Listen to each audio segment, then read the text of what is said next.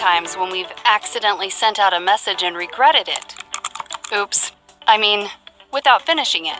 Luckily, you can recall the message and re-edit it. Once a message is sent out, you have 24 hours to recall it. Click here to share your screen.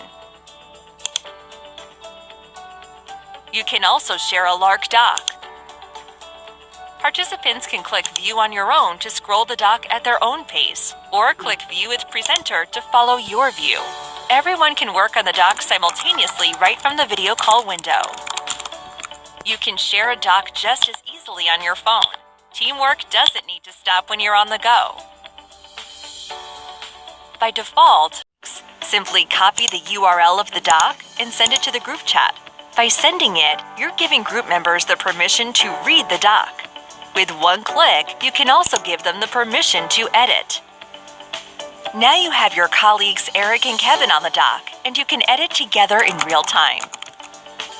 Now let's try entering the Add key. The Add key is one of the most powerful features of Lark docs. It allows the doc to talk to the other parts of Lark. For example, you can tag a teammate, and any reader of the doc can click on their name and start a chat with them in Lark Messenger.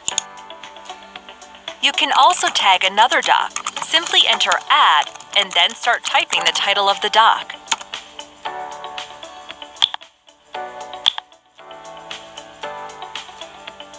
Alternatively, just copy the URL of the doc and paste it here. Notice that the link will automatically turn into the title of the doc. When a reader hovers over the title, they can also see a preview of the doc. Want to get the reader's quick opinion on something? You can insert a poll right within the doc. Finally, let's create a list of action items using the To-Do List feature. You can assign each task to a teammate and set a deadline.